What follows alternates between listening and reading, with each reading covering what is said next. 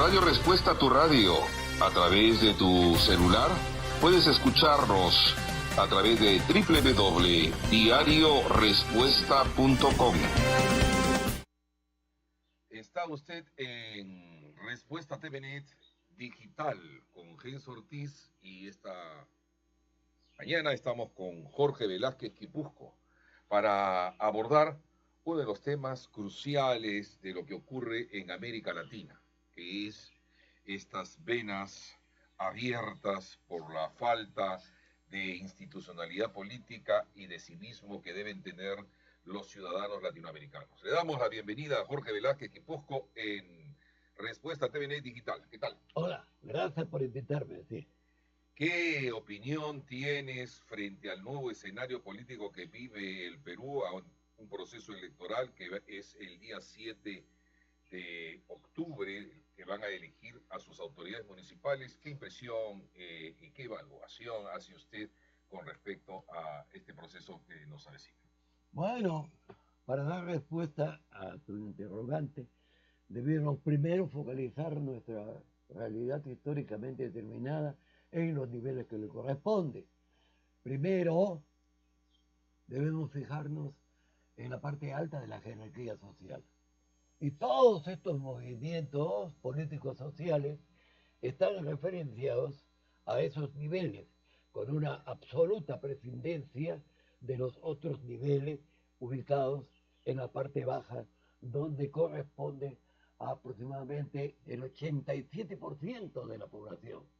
Sería bueno que revisáramos el resultado de la última encuesta Censo Nacional de octubre de 1917. En ese censo nos permite conocer varias cosas. Primero, hay en nuestro país un número de 3 millones de analfabetos.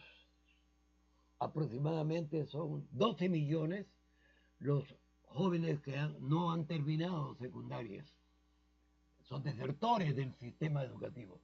Y otros 16 millones que han terminado secundaria, pero que no pueden acceder a la educación terciaria. Dicho en otras palabras, constituimos 28 millones de personas que nuestra preocupación mayúscula no son las elecciones ni el cambio de autoridades, porque para nosotros son exactamente lo mismo. Chana, que Juana, que fulana, que sutana, que mengana, es exactamente lo mismo. Porque el signo distintivo de estas elecciones, que empezó en 1904, debe ser exactamente igual. Democracia electoral. Elecciones sin contenido político, sin contenido económico, sin contenido cultural. Elecciones solo para designar quiénes son las personas que dicen que nos representan, pero que no sentimos representados porque sencillamente no sintonizan con nuestros problemas reales, con nuestras necesidades insatisfechas o con nuestras aspiraciones de conseguir trabajo, pues, conseguir comida, pues, conseguir educación, pues.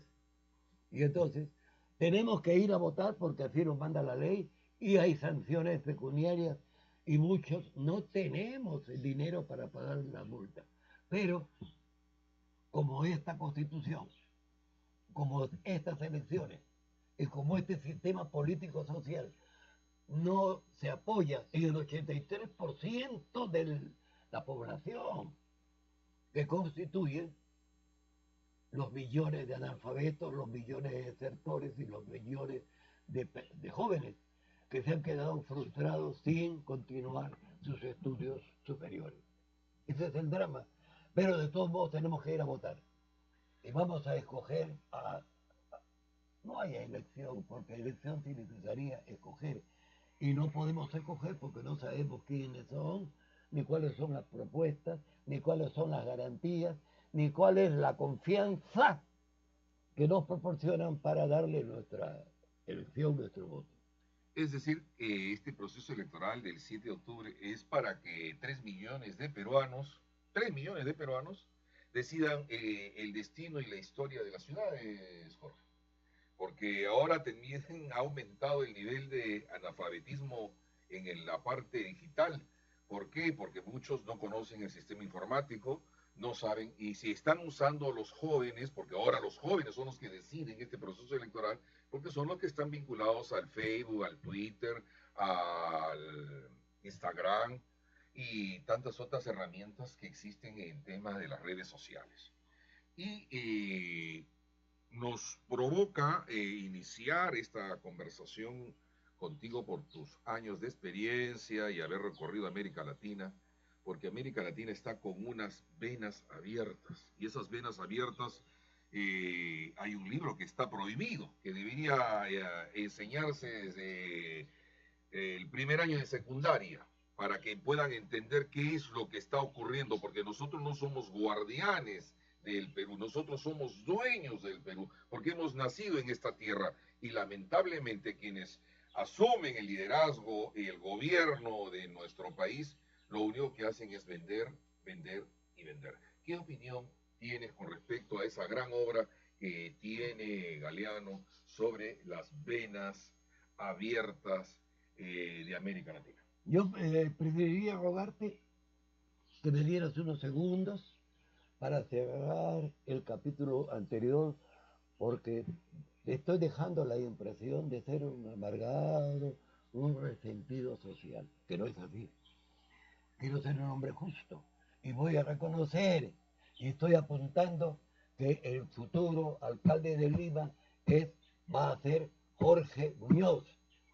¿De dónde saca usted esa seguridad de que ese Miraflorino sea el ganador del próximo comicios? Bien fácil. Es un profesional culto, egresado de la Católica, y todos los estudiantes de la Católica han puesto a sus sistemas de internet o esa comunicación tecnológica moderna al servicio de esa candidatura.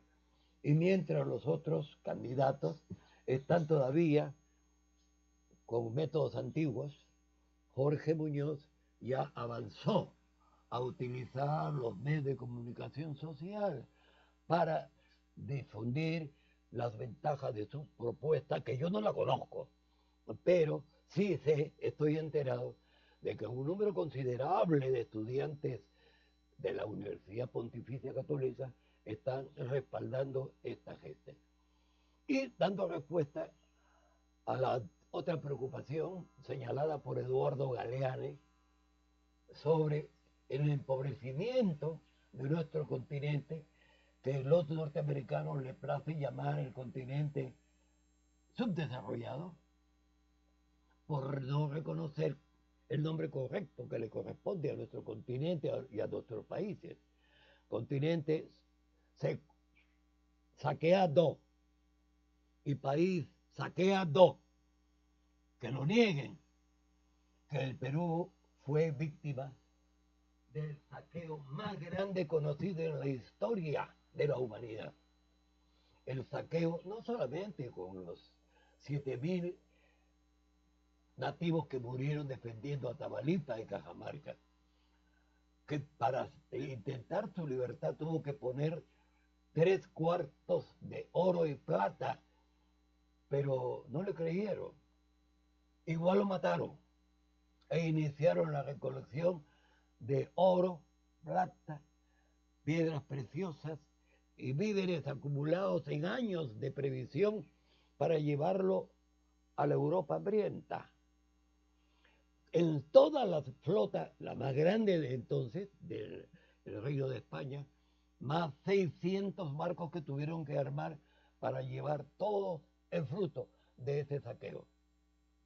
América Latina, en consecuencia, apuntada como continente subdesarrollado, y el Perú como apuntado como país pobre, subdesarrollado, analfabeto, hambriento, desocupado, no es nada más que consecuencia, pues, y que no hemos podido todavía salir un paso adelante porque la clase dominante que no se asocia con los sentimientos, necesidades y problemas de la población peruana, sino está asociada con otro tipo de intereses que no son los nuestros.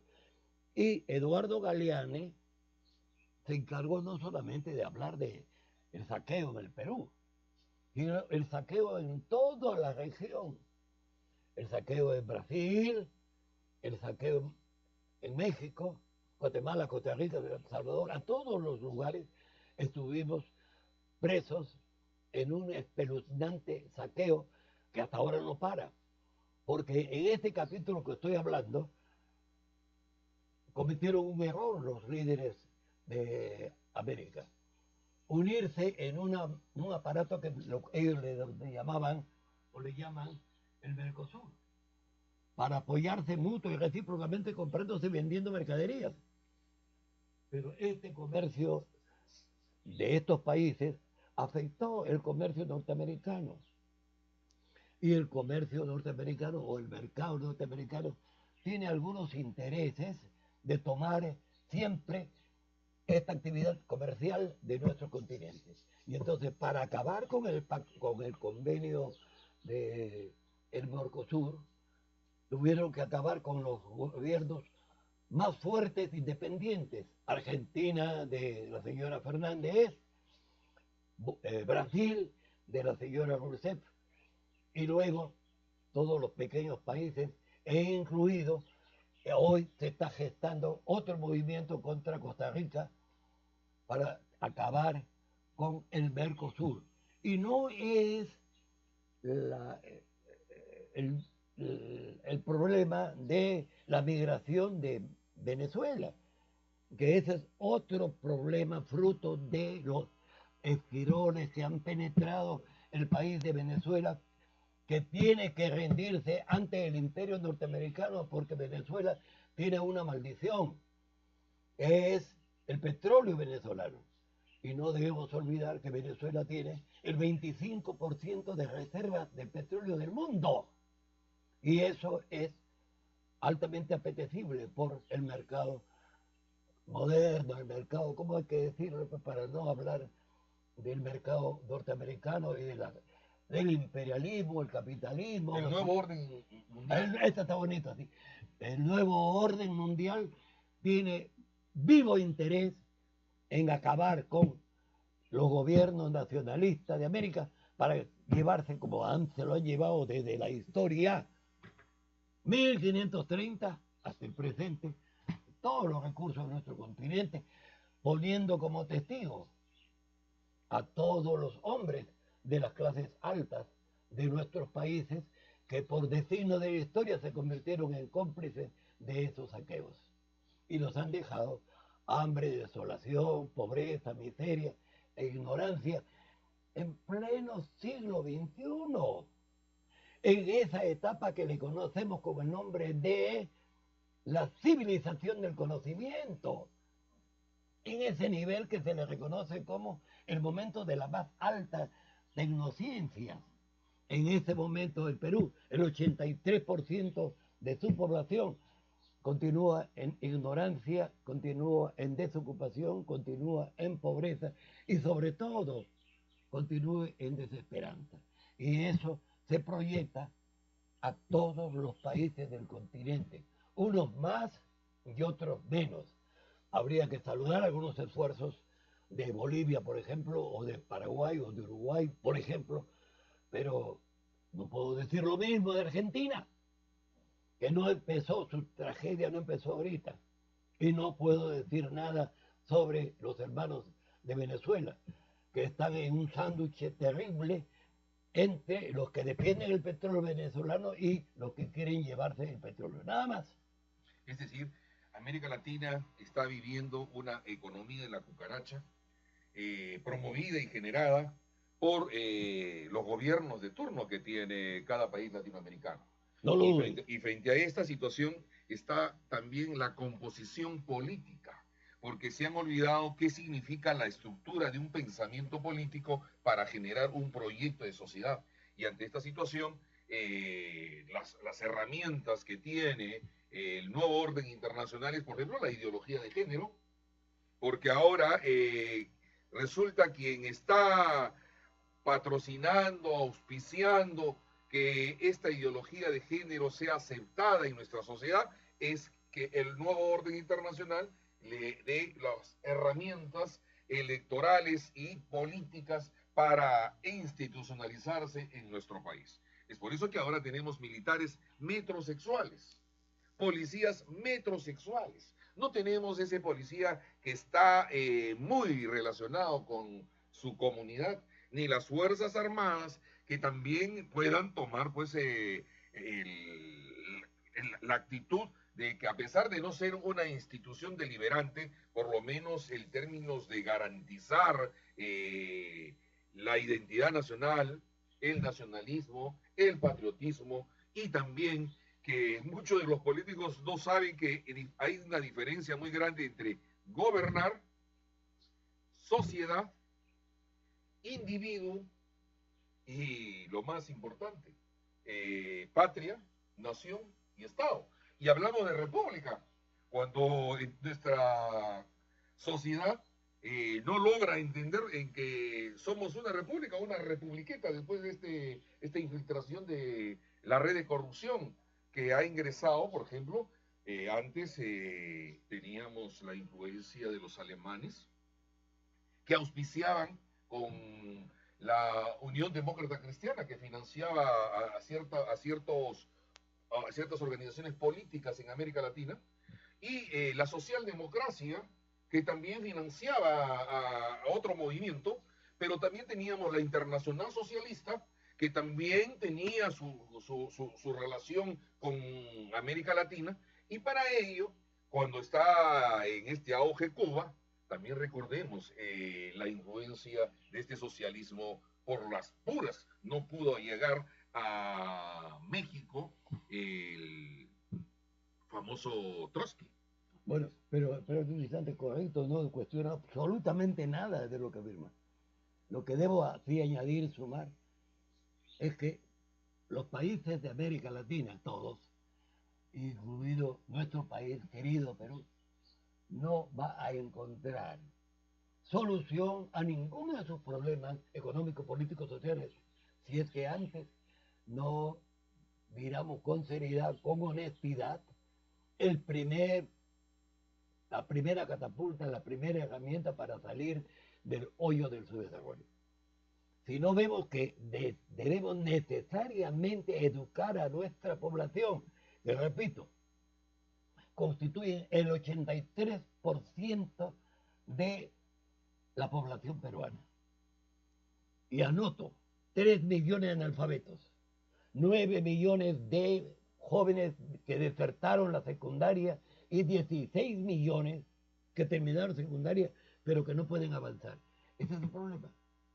Es decir, ¿cómo vamos a empujar la nave peruana por los caminos del ascenso en avance hacia la excelencia, teniendo ese lastre de 28 millones de seres humanos que tienen que tener unos agravantes? El agravante de esa ignorancia es desocupación, pero la desocupación a su turno tiene una consecuencia. Debe llamarse esa consecuencia violencia doméstica, violencia civil, violencia política. Ahí están las bandas, ahí están las mafias, ahí están los robos, ahí está la corrupción, ahí está. La madre, falta de educación. Y el gobierno, o los gobiernos de turno, todos los recursos que sobran, se guardan como reserva internacional para pagar la deuda externa. Pero no se preocupan, no miran, no atienden, no se sensibilizan con la falta de infraestructura para las escuelas y los colegios, con la falta de calificación de los docentes, o con la contratación de profesionales calificados de otros países que deben reforzar nuestros sistemas de educación. Y si no se puede, entonces hacer lo que hicieron los países tigres del Asia, enviar a sus alumnos a que tomen cursos en los países desarrollados.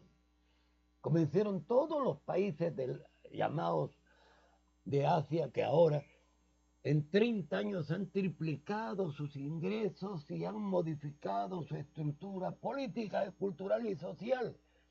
No con el esfuerzo interno, sino becando a los mejores alumnos que vayan a tomar contacto con otras luces y retornen para potenciar a su país. Nosotros tenemos ahorita 28 millones de andinos, amazonenses y costeños postrados en la desocupación, en la miseria y en los vicios sociales. No nos olvidemos. Drogas, alcohol, ludopatía, juegos en 20 de casinos y compra de medicinas. No nos olvidemos. Consecuencia de la falta de educación. Y punto. No hay otra solución. No ha habido en ninguna parte otra solución. Ninguno de los países hoy llamados desarrollados pudieron llegar a esos niveles de ingresos económicos y de bienestar sin pasar por las aulas de las escuelas, los colegios y las universidades. Y digo, todo lo que sigue, profesor Hayes Ortiz, todo lo que sigue es falsedad, es mentira, es quitarle el voto al pobre negro viejo que no se da cuenta y que no sabe. El problema de nuestro país es que tenemos 100 universidades que están sin acreditación. Y fuera que están sin acreditación, tenemos ahora, por ejemplo, el caso de haber salido absuelto Urresti como alguien que va a capitalizar en los sectores D y E en el electorado para lograr ser autoridad municipal. Pero a él nunca se le ha escuchado, ni a los otros candidatos tampoco, hablar sobre el grave problema que existe en el adulto mayor. En el jubilado que está viviendo un catedrático universitario pueda vivir con 400 soles de pensión. Un profesor de una aula secundaria que recientemente pues, ya están llegando cerca a los 2.000 soles mensuales, pero que está viviendo, han invitado a retirarse, a jubilarse a muchos directores, maestros, pero para pagarles 400 soles de jubilación. Con 400 soles, ¿qué se puede hacer? Segundo, el tema de los jubilados. Tenemos una Oficina Nacional de Pensiones que paga estudios de abogados para que no pague la pensión que corresponde al jubilado. Tenemos una AFP que debe reconocer a los derechos que corresponden a la jubilación, a pensión de un adulto mayor. No, lo que quieren ellos es meter y seguir jugando con la plata que han aportado a la ruleta y luego de esto, ¿quiénes se benefician? No escuchamos lineamientos de política de promoción del adulto mayor a los candidatos. Nuestra ciudad tiene un ciudadano fantasma, ese ciudadano fantasma a quienes los hijos, parte del sistema educativo de nuestro país, ha ido deteriorando y fracturando la familia. Resulta que ya el papá compró la casa, construyó la casa, ya la hija se casó, tiene su esposo, construyen el segundo piso y viene el otro hermano, construyen el tercero, viene el otro, construyen el cuarto y la propiedad informal ya no es solamente como se planteaba hacia el año 90 el tema de Cofopri cuando planteaba que la informalidad de la vivienda era el tema de la tierra, ahora no, ahora es de los aires, porque no hay declaratoria de fábrica, no hay independización, de eso no hablan los candidatos a alcalde de nuestras ciudades y hay algo mucho más lamentable cuando el papá y la mamá están en casa y el adulto mayor, el hombre que ya tiene 70, 80 años, ya le quitan la cabecera de la mesa. Y segundo, hasta del dormitorio principal, también lo van y lo arrinconan. Y hay otros que todavía el tema ya quieren que se muera ese viejo para que definitivamente poder administrar sus bienes. Bueno, pero yo quiero no escaparme del tema. Y el tema se llama educación. Y el tema se referencia a todos los fenómenos que son consecuencia de la ignorancia de nuestra población. Ese es el tema. Ahora, las cifras son espeluznantes. Las cifras, en verdad, abre cada día brechas más grandes para salir del foso de la pobreza. si no nos paramos un instante y hacemos algunos sacrificios, por ejemplo, sacrificar a esos viejitos de que tú haces referencia, pero que esos viejitos tienen que preocuparse de motivar, estimular e impulsar a que los niños avancen en el camino del desarrollo a través de la cultura y de la educación. Han hecho las mediciones sobre los rendimientos académicos en el Perú. Todos los artefactos que miden han dicho que tenemos el peor sistema de educación del mundo. PISA, la UNESCO, la IES, etc. ¿Eso es verdad? ¿Que tenemos el peor sistema de educación del mundo? Yo no lo sé, pero sí muestro las cifras. No cifras que las saqué yo de mi bolsillo, sino cifras que he sacado del censo de octubre de 1917. 9 millones de jóvenes, estudiantes de secundaria, no pueden seguir estudiando y desertan de ese camino. 16 millones de jóvenes que han terminado secundaria no pueden continuar la educación terciaria y se quedan ahí, detenidos en la cantina, en la sala de juego, en la banda, se quedan detenidos. Y en total significan 28 millones de jóvenes con fuerza, con energía, con vitalidad, con salud, jóvenes con capacidad de producir su propia comida, jóvenes con energía para construir todo lo que haga falta en un país como el nuestro, que no estoy referenciando a un país miserable, subdesarrollado, saqueado, no me estoy referenciando a ese país, me estoy referenciando a un país que fue cuna de cultura más grande del planeta Tierra. No lo dice Jorge Velázquez, que es un ignorante.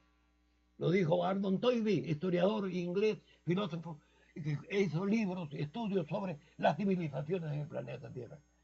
Este país fue cuna de civilizaciones de paz, de armonía, de desarrollo, de progreso, de abundancia, de prosperidad.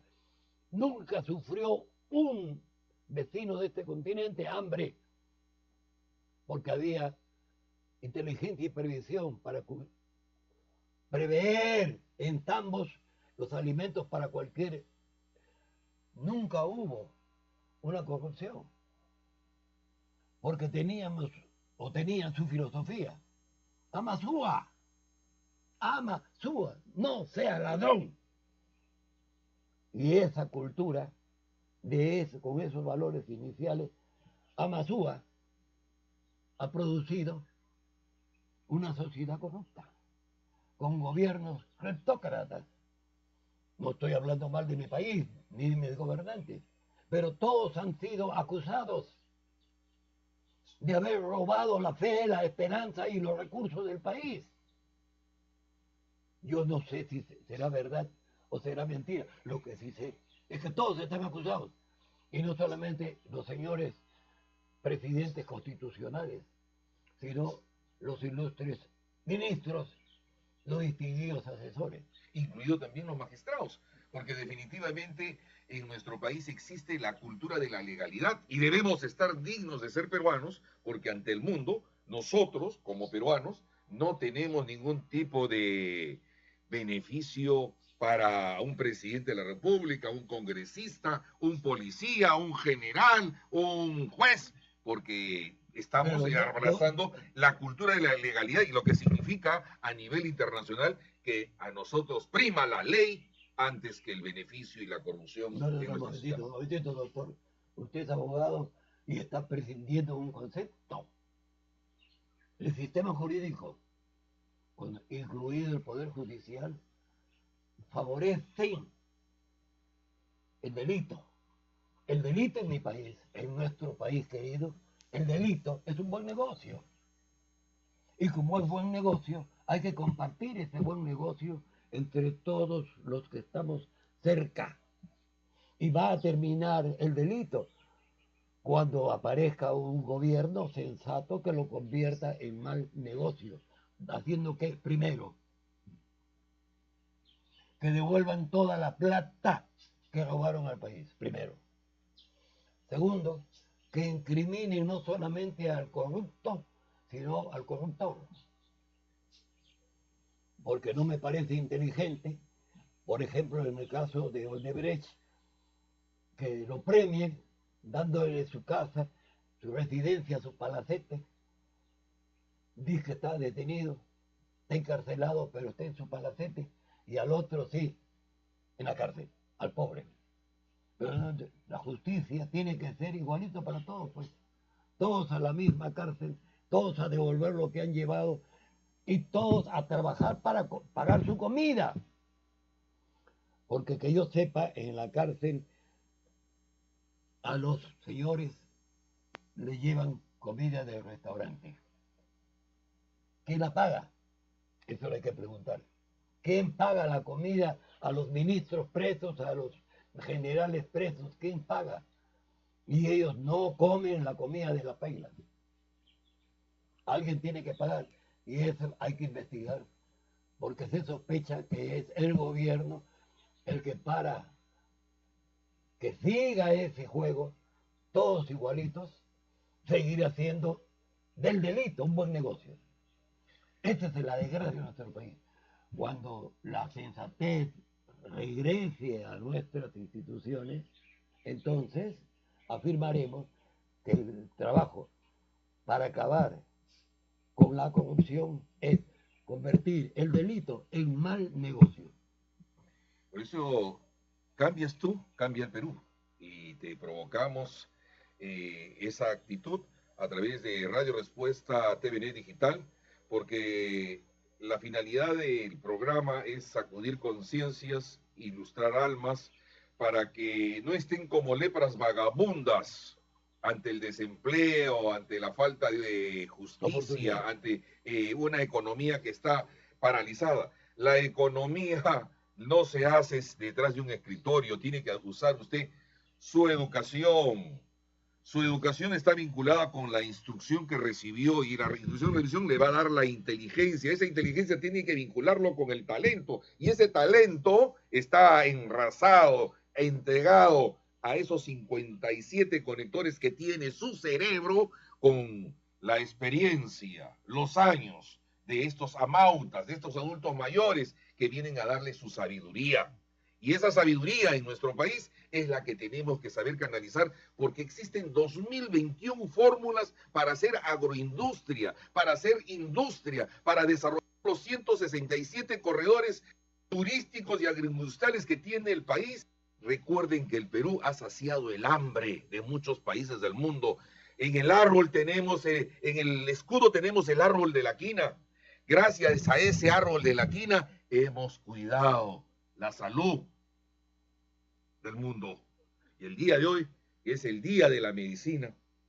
Un día como hoy, médico peruano, quien con una actitud, con ese celibato de responsabilidad a la naturaleza, a la vida, ha hecho que nosotros los peruanos, hasta el día de hoy no me entienden, cuando yo tengo en este escritorio esta nave que viene a ser de Challenger, les hago recordar que Pedro Paulet es peruano, arequipeño, y era el que inventó la propulsión, la cohetería. Gracias a él tenemos. Luego Elmer Fawcett, otro arequipeño, quien desarrolló la primera empresa aerocomercial en el mundo, Fawcett.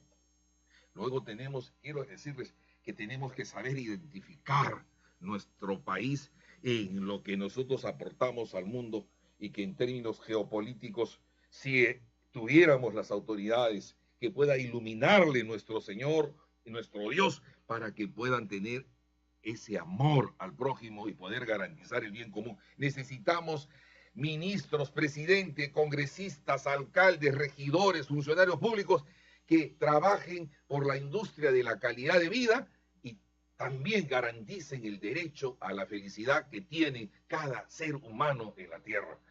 Con ustedes, Genso Ortiz, el hombre que hace feliz a este país, y esta mañana con Jorge Velázquez Quipusco, el hombre que va a tener con nosotros una vez por semana el comentario correspondiente del punto de vista macro, porque hoy tenemos que ubicarnos con el nuevo orden internacional hasta cómo los medicamentos que se comercializan no curan, sino más bien enferman y matan.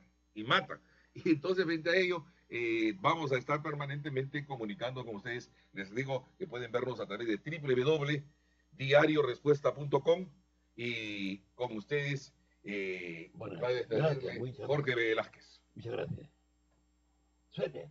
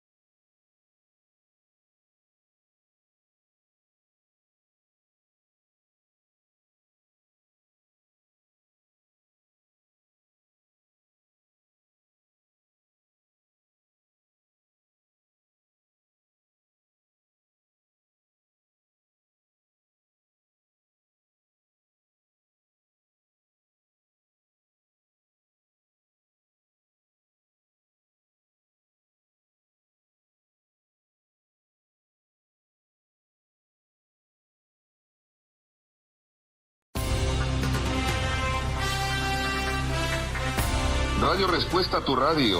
A través de tu celular puedes escucharnos a través de www.diariorespuesta.com.